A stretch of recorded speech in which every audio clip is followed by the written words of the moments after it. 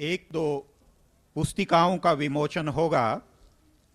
आचार्य स्वदेश जी, आप सब सुपरिचित हैं। इस बहुत बड़े महासम्मेलन का संयोजन जिन्होंने किया है, जिनके पुरुषार्थ से ये बहुत बड़ा संयोजन हुआ है, उनके द्वारा लिखित पुस्तक है दंडी जी का जीवन पथ। मैं सम्मेलन के सर्वाध्यक्ष आचार्य बलदेव जी महाराज से अनुरोध करूंगा कि वे अपने कर कमलों से इस पुस्तिका का विमोचन करें। लेखक आचार्य स्वदेश जी, आप भी उनके साथ होंगे। आचार्य जी,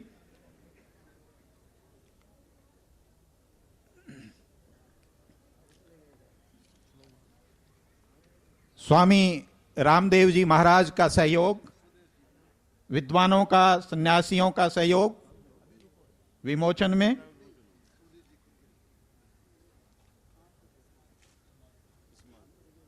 और दूसरा विमोचन है ऋषि मिलन स्मारिका। इस आयोजन के उपलक्ष्य में जो स्मारिका निकाली गई है, यह स्मारिका प्रज्ञा पब्लिकेशंस प्राइवेट लिमिटेड द्वारा स्वयं अपने खर्चे पर गुरुजनों की स्मृति में प्रकाशित की गई है। उनका बहुत बहुत धन्यवाद। मैं स्वामी रामदेव जी महाराज से अनुरोध करूंगा कि अपने कर कमलों से इस स्मारिका का विमोचन करें। आचार्य सर्वाध्यक्ष आचार्य बलदेव जी महाराज उनके साथ विद्यमान हैं।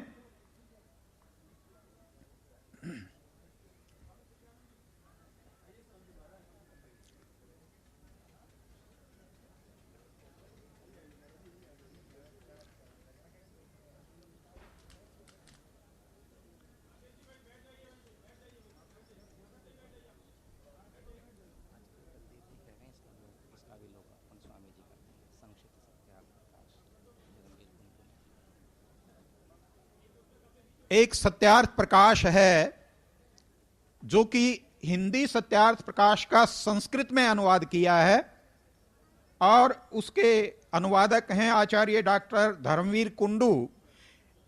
संक्षिप्त सत्यार्थ प्रकाश का विमोचन आचार्य बलदेव जी महाराज इस अवसर पर कर रहे हैं।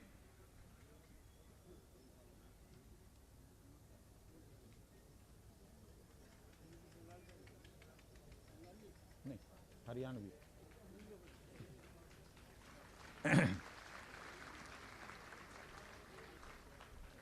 धन्यवाद सन्यासी जन, अधिकारी जन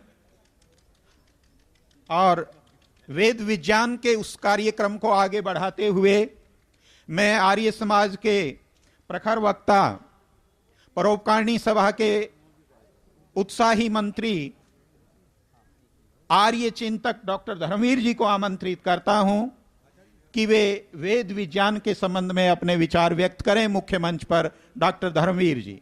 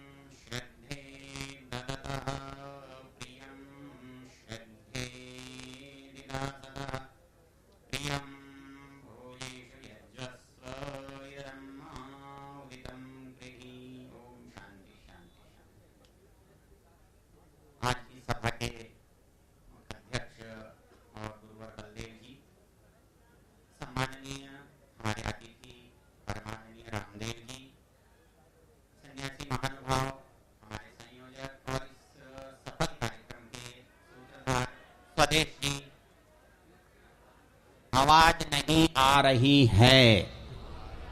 आ गई? हाँ, आवाज आ गई? आ गई। संबोधन दोबारा कर देता हूं।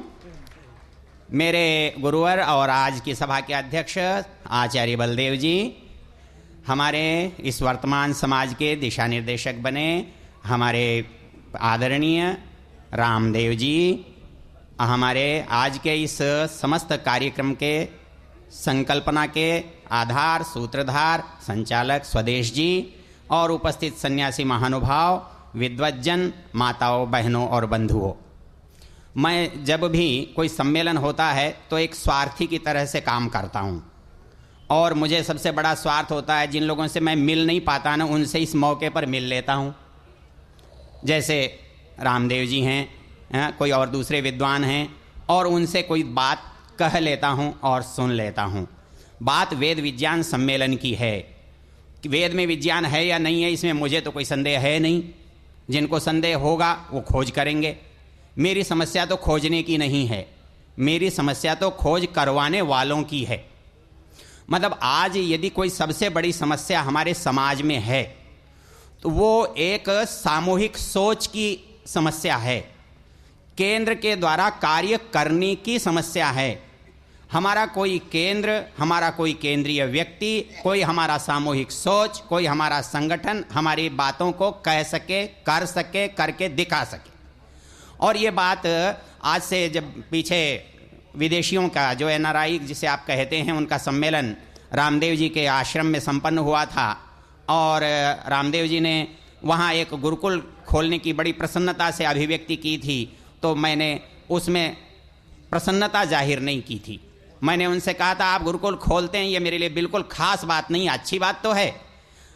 खास बात यह है कि सारे भारत के आर्ष गुरुकुल एक आप करें, एक विश्वविद्यालय, एक पाठविधि, एक पाठ्यक्रम से वो संचालित हों। और यदि ये केंद्रीय सूत्र आप हाथ में लेते हैं तो ऋषि दयानंद का सबसे बड़ा काम आप करते हैं। और आज वेद सम्मेलन की बात है, फिर मैं आपसे निवेदन कर रहा हूं, वेद के विज्ञान है या नहीं है, यह विवाद होगा किसी के लिए होगा जिन्होंने वेद पढ़े नहीं होंगे या वेद जो जानते नहीं होंगे। अरे हम तो वेद पढ़ते रहे, हम ऋषि दयानंद के अनुयायी हैं, हमको ये बताना और सुनना कहाँ से जरूरत पड़ गई कि वेद में विज्ञान है कि नहीं है। सवाल ये है कि वो वेद का विज्ञान प्रकाशित कैसे हो, और वो प्रकाशित होने का फिर वही तरीका है, ले देकर रामदेव जी मेरे पड़ोस में आते हैं। अरे भाई, इस इतने बड़े योजना को कौन कर सकता है, कौन संभाल सकता है, कौन इतने विद्वानों को इकट्ठा कर सकता है, कौन इस रिसर्च जिस पर बहुत खर्च होता है और परिणाम पता नहीं आता है या नहीं आता है तो भी अनुसंधान पर व्यय किया जाता है, उस भाव को, उस कर्म की श्रेष्ठता को कौन स्वीकार कर सकता है। तो आज सबका ध्यान जाता है भी रामदेव जी करेंगे। और मुझे इससे बड़ी प्रसन्नता की बात बताऊं क्या है, रामदेव जी ने जैसे ही सुना कि वेद विज्ञान की बात है तो ये पहले ही पूछ बैठे कि इस पर काम तो फिर होना चाहिए ना। अरे भाई, हमको तो स्वप्न लेते हैं और ये उसे क्रियान्वित करने की सोचते हैं। मैं तो समझता हूं मेरे लिए बहुत अच्छा दिन है, बहुत भाग्यशाली दिन है आज का दिन। और आज यदि वेद और विज्ञान के लिए रामदेव जी काम करते हैं और वेद और विज्ञान प्रकाशित मात्र करना है, उपस्थित नहीं है, ऐसा सवाल नहीं है। ऋषि दयानंद ने कुछ भी नया नहीं कहा, ऋषि दयानंद से ज्यादा नया कहने वाला कोई नहीं है, और ऋषि दयानंद से ज्यादा पुराना बताने वाला भी इस दुनिया में कोई नहीं है। क्यों कि नए से नई बात और पुराने से पुरानी बात किसकी होती है? ईश्वर की होती है। आती कहां से है? वेद से है। जो वेद को बताएगा वो सही बताएगा, जो सही होगा वो सदा नया होगा। बंधुओं, मैं कभी कभी अखबार पढ़ के डर जाता हूं। अभी बात कर रहा था, वो उलेमाओं के सम्मेलन में हमारे रामदेव जी पधारे, अगले दिन वक्तव्य आया और उलेमा जी के साथ हाथ खड़े किए दर्शन हुए, वक्तव्य पढ़कर दिल घबराया, गड़बड़ हो गई लगता है। आज फिर अखबार पढ़ा, दिल वापस ठिकाने आ गया। उलेमाओं ने कहा रामदेव जी के शिविर में हम नहीं जाएंगे, वहां वंदे मातरम गाया जाता है। मित्रों, वंदे मातरम गाया जाना चाहिए, नहीं गाया जाना चाहिए, झगड़ा ये नहीं है। झगड़ा इतना सा है, कौन किस वाक्य से अपनी ताकत जाहिर कर सकता है। आप ये ताकत जाहिर कर सकते हैं कि वंदे मातरम नहीं गाना चाहिए, उनकी ताकत ज्यादा है, या उनकी ताकत ज्यादा है जो वंदे मातरम गाना चाहते हैं। अरे फैसला तो आपके हाथ में है, ये तो कोई विवाद ही नहीं है गाना चाहिए कि नहीं गाना चाहिए। मैंने तो 4 लाइन लिख भी भेजी, पढ़ने के बाद कोई राजी होगा नाराज होगा मुझे तो पता नहीं। मैंने कहा भले भाई, वंदे मातरम गाने में कोई भारत माता की मूर्ति बना के वंदना तो आरिस्मा जी भी नहीं करता। करते होंगे कोई हमारे सनातनी भाई, करते होंगे पौराणिक भाई, चढ़ाते होंगे माला, हम तो नहीं चढ़ाते। लेकिन हमें वंदे मातरम कहने में परेशानी कहां आती है? मुसलमान हमसे भी ज्यादा निराकारवादी हैं क्या? हाँ, मैंने कहा वेद में कहा है माता भूमि पुत्रो अहम पृथिव्या। अरे आदौ माता गुरु पत्नी ब्राह्मणी राजपत्निका धेनुर्धात्री तथा पृथ्वी सप्तैता मातर स्मृता। हमारे चीजें जड़ हैं, हमारी चीजें चेतन हैं, हमारी चीजें साकार हैं, हमारी चीजें निराकार हैं। पूजा हम जड़ की भी करते हैं, पूजा हम चेतन की भी करते हैं, पूजा हम साकार की भी करते हैं, पूजा हम निराकार की भी करते हैं, लेकिन एक ही तरह से आरती उतार कर नहीं करते। हाँ, पूजा के साथ मैं बता रहा हूं कि जड़ की पूजा सदुपयोग और सुरक्षा में हुआ करती है, और जो साकार चेतन है उसकी पूजा सेवा और सत्कार में हुआ करती है, और जो केवल निराकार और चेतन है उसकी पूजा आदेश और उसके उपदेश को मानने और पालने में हुआ करती है। मेरे मित्रों, बताओ इसमें कहां आपत्ति है? इसमें वंदे मातरम से कहां अड़े आ गया? जो कब्रों को पूजते हैं, जो पीर पैगंबरों की जो मजारों को पूजते हैं, जो मक्का और मदीना की उसके पूजते हैं, वो मूर्ति पूजक हैं या हम वंदे मातरम कहने वाले मूर्ति पूजक हैं? जरा सोच कर तो देखो।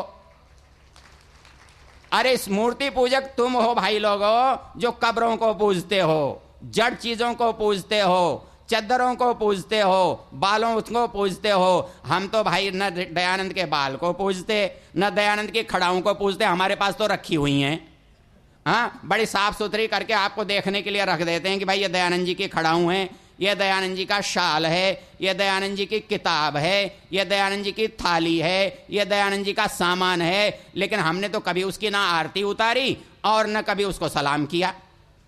तो मित्रों, हमारे लिए जो सबसे महत्वपूर्ण बात है कि हमको कोई ऐसा व्यक्ति जो हमारी आवाज को एक आवाज बना सके, हमारे सारे समूह के चिंतन को एक चिंतन का रूप दे सके, हमारे सारे संगठन को एक सूत्र में पिरो सके। अरे वेद इसलिए नहीं है हमारे बीच में कि वो वेद में कुछ है या नहीं है, सवाल इतना सा है उस वेद को हमने उठाया है कि नहीं उठाया है। यदि उस वेद को हमने जाना है तो वेद जानता है, क्योंकि बड़ी सीधी सी बात है, वेद नैमित्तिक ज्ञान है, स्वाभाविक ज्ञान नहीं है, वो बिना पढ़े आने वाला नहीं है। वो जिस दिन पढ़ोगे उस दिन आएगा, क्योंकि वेद तो उसको जानता है, वेद उनसे डरता है। बिभेत्यल्प श्रुताद वेदो मामयम प्रहरिष्यति। वेद अनपढ़ों से डरता है, वेद कम पढ़े लिखों से डरता है, वेद विरोधियों से डरता है, वेद ईश्वर विरोधियों से डरता है, वेद ज्ञानियों से नहीं डरता। वेद जो है वो ज्ञानियों का स्वागत करता है। और यदि वेद और विज्ञान को आप जानना चाहते हैं तो इस मंच से केवल एक काम होना चाहिए कि वेद और विज्ञान के प्रकाशन की योजना बने और वेद और विज्ञान के प्रकाशन के प्रयत्न हों, और हम सब मिलकर उसके लिए वेद और विज्ञान को कैसे हम संसार को दे सकते हैं ये योजना यहां पर हो। इतनी बात यदि हम समझ लें तो आज का वेद और विज्ञान का सम्मेलन सार्थक हो जाएगा। आप कहोगे काम की बात तो की नहीं, वेद और विज्ञान सब लोग तो बताएंगे, पर मैं तो पाणिनि की एक पंक्ति जिस दिन पढ़ी थी ना, उस दिन मुझे पाणिनि के और वेद के और संस्कृत के वैज्ञानिकता होने में कभी संदेह रहा नहीं। इस दुनिया में यदि सबसे भाग्यशाली कोई व्यक्ति मानते हैं कि कहते हैं भारत में पैदा हुआ, वो भी कहते हैं यदि आर्य संस्कृति का जानने वाला हुआ, यदि वो भी कहते हैं, मैं कहता हूं भाई ये वो दयानंद का अनुयायी हुआ, और उसके आगे मैं कहता हूं उसने वेद को पढ़ने का सौभाग्य प्राप्त किया, और मैं कहता हूं यदि वेद और ईश्वर में उसकी आस्था है तो इस धरती पर इससे ज्यादा सौभाग्यशाली कोई व्यक्ति होता नहीं है, हो सकता नहीं है।